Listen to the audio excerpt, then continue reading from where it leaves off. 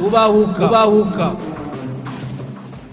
Elle est évoquée à l'article 8 du chapitre 2 du protocole 1 de l'accord d'Arusha. La Commission nationale pour la vérité et la réconciliation a pour mission d'enquêter, clarifier l'histoire, arbitrer et réconcilier les Burundais. Selon l'accord d'Arusha de l'année 2000, la Commission fait la lumière et établit la vérité sur les actes de violence graves commis depuis l'indépendance du Burundi jusqu'à la signature de l'accord. Toutefois, la CVR n'est pas compétente pour qualifier les actes de génocide, les crimes contre l'humanité et les crimes de guerre. La tâche qui est réservée à la Commission judiciaire internationale prévue à l'article 18 du même accord.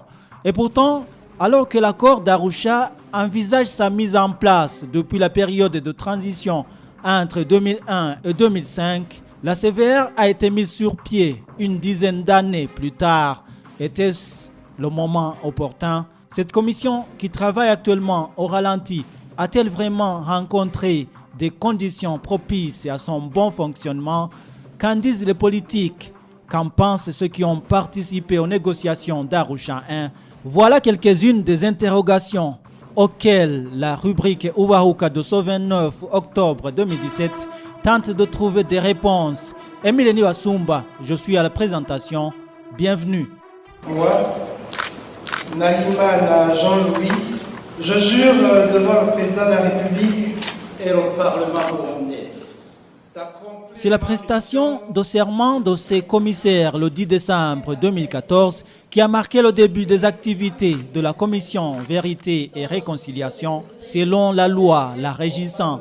Selon cette loi du 15 mai 2014, la CVR a la mission d'enquêter et établir la vérité sur les violations graves des droits de l'homme et du droit international humanitaire commises durant la période allant de la date de l'indépendance du 1er juillet 1962 au 4 décembre 2008, date de la fin de la belligérance.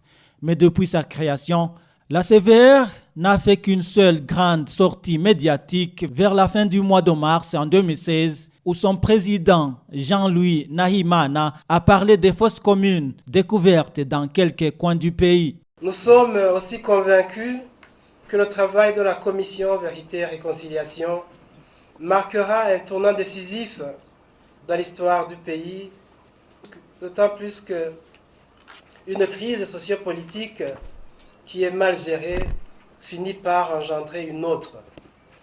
Mais comme nous le disions tout à l'heure, la gestion des fosses communes requiert des compétences multidisciplinaires. Et c'est ainsi que la Commission Vérité et Réconciliation s'est toujours jointe au CICR et à la plateforme nationale de prévention des risques et de gestion des catastrophes qui est pilotée par le ministère de la Sécurité publique. Elle a ainsi déjà effectué des descentes à Kijuka, en commune Musigati, province Bubanza. Elle a été à Bugarama, en province Muramvya. Ici à côté à Buyenzi, à mairie de Bujumbura, et sur la colline Gasenyi, zone Makamba, commune Lusaka en province de Mwaro. Et lors de chaque descente, la Commission Vérité et Réconciliation a toujours demandé à l'administration locale d'arrêter les différents travaux qui étaient en train d'être effectués sur les lieux et de protéger ces lieux en attendant les étapes suivantes. Les étapes suivantes qui n'ont pas l'air de bien fonctionner. Dans la conférence de presse des porte-paroles du 29 septembre dernier, les journalistes ont demandé au porte-parole du président de la République, Jean-Claude Karigwandenzako, le pourquoi de la paralysie des activités de la CVR qui comptait aussi 3 postes vacants. Comme vous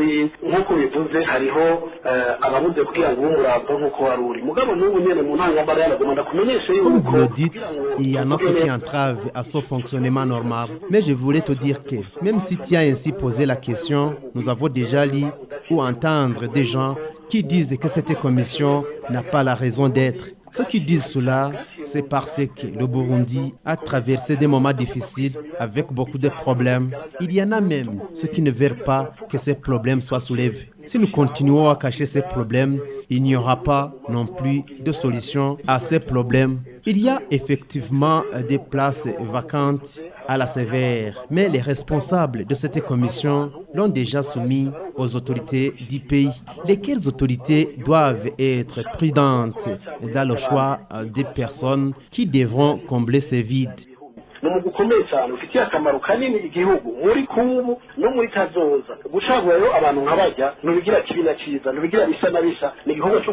une commission d'importance capitale pour le pays et pour aujourd'hui et pour demain. C'est pourquoi il faut être prudent dans le choix de ces personnes, éviter surtout des personnes incapables d'accomplir leurs tâches. Toutefois, il n'est pas encore tard. Ces personnes seront bientôt remplacées. Mais en attendant que les Burundais sachent que la sévère est toujours à l'œuvre avec de différentes attributions, comme avant tout élaboration des lois et textes qui régissent cette commission, ainsi qu'organiser certaines formations pour le personnel au Burundi et à l'étranger. Mais il y a aussi la collecte des plaintes et mener des enquêtes, surtout ce qui est arrivé au Burundi dans le passé. L'étape la plus importante qui va suivre, c'est le travail à huis clos de la commission pour délibérer. À ce moment, la commission doit être au complet et cela se fera avant cette étape.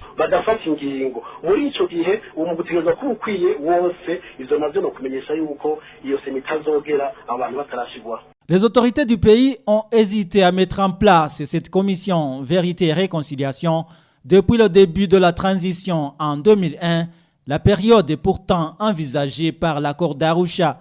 La seconde tranche du gouvernement de transition était dirigée par Domitien Ndaizeye. Nous avons esquissé la mise en place de cette commission déjà pendant la période de transition. Je le dis parce que moi-même, j'ai ordonné cela. Vous dites qu'on a traîné. Oui, on a traîné parce que d'abord, pour que cette commission soit en place, il fallait que toutes les personnes, toutes les organisations concernées soient ici. Et il se fait que à l'issue de la signature des accords d'Arusha, nous n'avions pas encore trouvé la paix. Vous savez qu'on était encore en guerre contre le CNDD-FDD, contre le FNR. Et nous n'avons eu de sérénité qu'après avoir signé l'accord de cessez-le-feu avec le CNDD-FDD. Et c'est à ce moment que nous avons pu enclencher le processus de mise en place de cette commission. Et nous avions même déjà obtenu la liste des candidats et nous avions déjà même sélectionné les gens qui devaient faire partie de cette commission. Bon, nous étions déjà dans la dernière période de la transition et nous étions fortement préoccupés par les élections. Et tout indiquait que le CNDD-FDD qui était là, les différents partis politiques et une certaine opinion estimaient que s'occuper des deux à la fois deviendrait très difficile.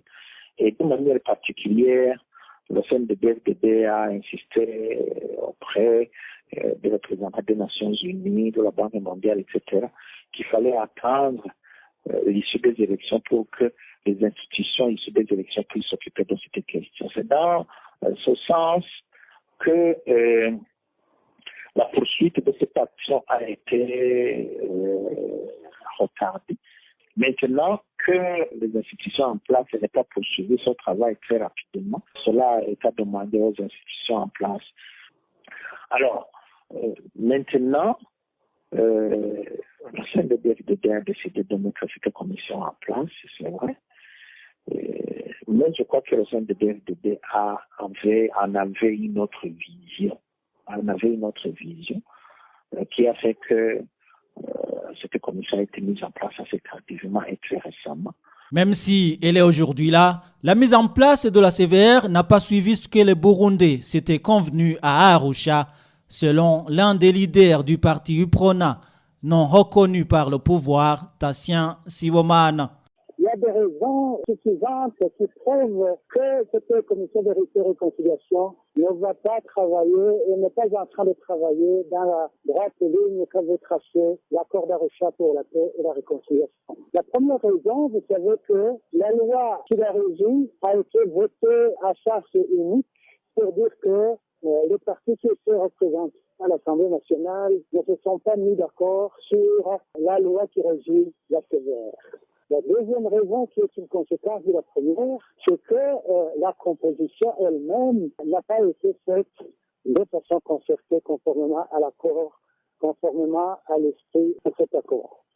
La troisième raison, c'est que la conjoncture dans laquelle cette commission est en train de travailler ne lui permet pas de travailler conformément à l'accord d'Arusha. Parce que, vous le savez, depuis 2015, le Burundi vit une crise liée au contentieux électoral issu du troisième mandat. Ceci a comme conséquence des problèmes de sécurité, des problèmes de peur, de terrorisme d'État, des problèmes des gens qui ont été contraints à l'exil. Ce qui signifie que ces gens ne sont pas à mesure de s'exprimer librement sur ce qui s'est passé au Burundi, sans avoir peur des représailles de certaines personnes qui sont dans des positions importantes dans la gestion du pays. Vous comprenez donc que tant que les gens ont encore peur, tant que les autres vivent en exil, il y en a beaucoup qui ne vont pas avoir l'occasion de faire leur déposition ou leur témoignage. Sans oublier que même ceux qui sont à l'intérieur du pays sont terrorisés, ils ne sont pas libres de témoigner, de risquer et de subir des recours, comme je venais de le dire. Enfin, même si on s'en tenait à la loi telle que votée, bien que contestable, il y a des clauses de ce vote qui ne sont pas respectées. Je pense notamment à celle qui prévoit la sécurisation des témoins et des déposants. Je pense à une disposition importante qui prévoit un conseil consultatif composé d'internationaux, nommé en concertation entre le gouvernement burundais et les Nations Unies. Et c'est ce conseil consultatif qui devait conseiller pour que les conclusions de cette commission soient viables aux yeux de l'opinion nationale et internationale. Sans oublier enfin le manque de moyens, parce que justement, compte tenu de toutes ces raisons, la communauté internationale n'a pas décaissé les fonds qui avaient été promis au fonctionnement de ce mécanisme de justice transitionnelle. Pour le parti Frodebou, la commission n'en est pas une.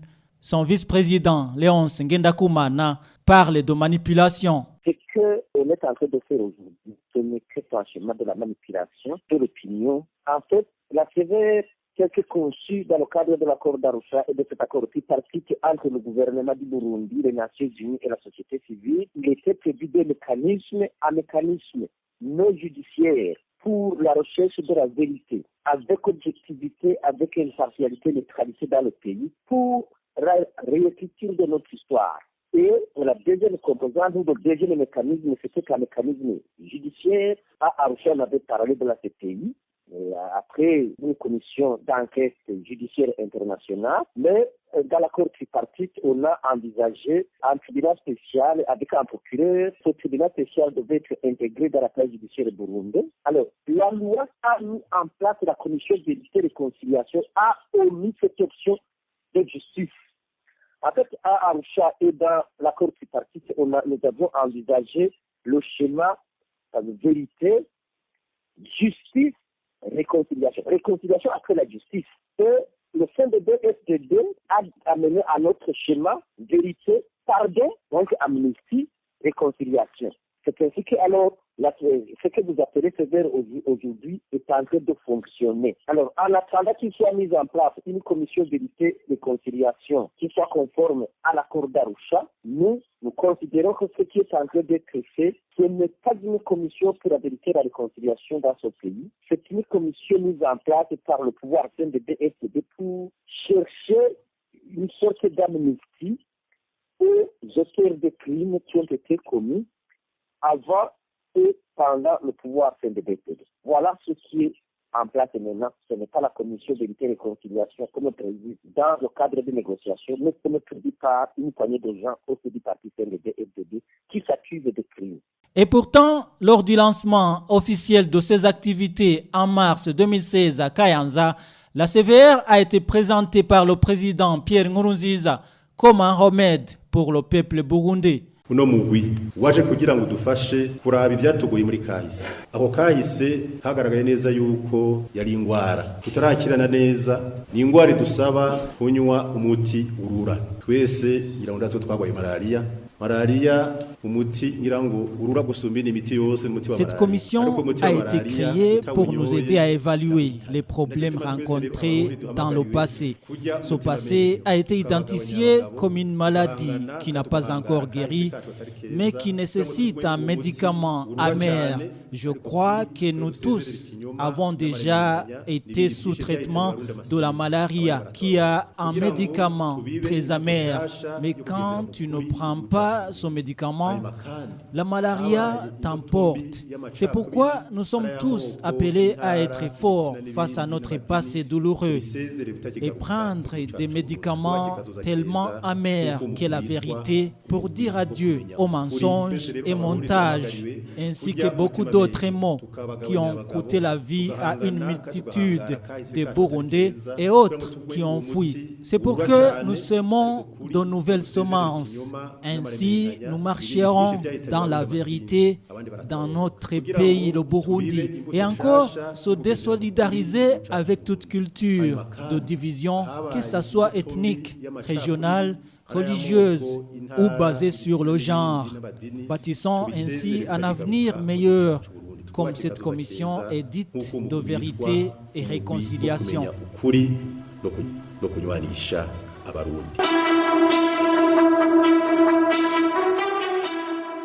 Malgré qu'il admet l'importance d'une telle commission, l'ancien président de la République, Domitien Ndayizeye, explique que le bon fonctionnement de la CVR nécessite la résolution de la crise actuelle d'abord. Maintenant, au Burundi, vous savez que nous sommes en crise et que connaître cette vérité nécessite la présence de tout le monde, nécessite également que le cœur des Burundais soit à l'endroit. Ce qui n'est pas le cas aujourd'hui. Vous savez, aujourd'hui nous enregistrons beaucoup de réfugiés, nous enregistrons une méfiance très accrue vis-à-vis de la justice burundaise. Vous savez les problèmes de paix de sécurité que les Burundais vivent aujourd'hui. Vous savez l'intolérance politique dont les politiciens parlent aujourd'hui. Vous connaissez le dysfonctionnement ou l'intolérance de certains médias, etc. Et tout cela amène un climat qui fait que connaître la vérité sur le Burundi aujourd'hui, initié par le pouvoir en place, devient très critiquable. Si bien que j'ai peur que cette commission ne puisse nous produire un résultat biaisé qui ne serait reconnu que par les autorités en place, et ce qui serait tout à fait partiel et partiel. Donc, il faut que nous attendions que nous résolvions la crise que nous connaissons aujourd'hui. Et une fois que cette crise est résolue, je crois que les Burundais se mettront à l'œuvre pour se dire les quatre vérités et pour pouvoir corriger et combattre l'impunité. L'avis est partagé par le juriste Lambert Nigarura qui évoque trois principales raisons de l'échec de fonctionnement de la CVR. La première raison, c'est que la commission Vérité et Réconciliation a été mal lancée. Et là, le processus de l'adoption de la loi portant création, fonctionnement et mission de cette commission a été biaisé. Le parti Iprona, qui était membre du Parlement à l'époque, a boycotté le vote, ce qui est un indicateur évident du manque de consensus au sujet du contenu de cette loi. Par ailleurs, les accords d'Arusha pour la paix et la réconciliation avaient prévu deux mécanismes. La mise en place de la commission Vérité et Réconciliation et la mise en place d'un tribunal spécial pour le Burundi. Mais curieusement, lors de l'adoption de cette loi, le tribunal spécial pour le Burundi, ou tout simplement un mécanisme judiciaire, a été amputé de cette loi. Et vous comprenez que cela est un défi majeur au bon fonctionnement de la commission. Et la seconde raison est la procédure de sélection des membres de la commission, qui a d'ailleurs été entachée de plusieurs irrégularités.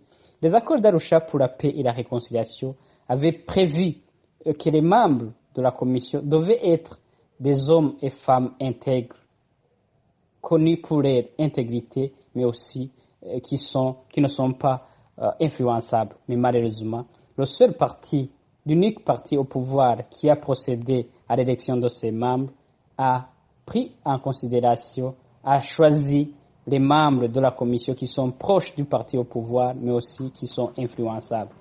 Les membres de la société civile indépendante qui devaient faire partie de cette commission n'ont pas eu cette chance. Vous comprenez que cela aussi décrédibilise la commission Vérité et Réconciliation. Par ailleurs, le Parlement, mais aussi les organes de décision, prouvent qu'ils veulent beaucoup plus le pardon au lieu de la recherche de la vérité. Vous comprenez que si ce qui est mis en avant est beaucoup plus le pardon que la recherche de la vérité, cela aussi n'est pas de nature à rassurer le peuple burundais. La troisième raison est que le contexte actuel n'est pas favorable pour un travail honnête, surtout que ceux qui pouvaient collaborer avec les membres de la commission, et là je dis les membres de la société civile indépendante, les membres de l'opposition politique, mais aussi les professionnels des médias, n'ont pas pu avoir la chance de rester au pays à cause de la sécurité, à cause de la répression dans le sang engendrée par la crise actuelle. Et aujourd'hui, ceux qui devaient témoigner, ceux qui devaient donner des informations fiables, ceux qui devaient collaborer ne sont plus au pays, soit ils ont été tués, ils ont été contraints en exil. Et vous comprenez que le contexte actuel n'est pas de nature à donner la chance à une commission de travailler convenablement. D'où l'importance que cette commission doit surseoir à toutes ces activités et attendre le retour d'un état de droit au Burundi pour que tous qui peuvent ou qui veulent contribuer pour que la vérité soit établie au grand jour puissent retourner au pays. Voilà, c'est l'avis de Maître Lambert Nigarura qui met fin à cette rubrique Ubahuka du 29 octobre 2017. Merci à vous qui nous tenez compagnie. Emile Niwasumba, j'étais au micro et je vous donne rendez-vous à la semaine prochaine, si Dieu le veut.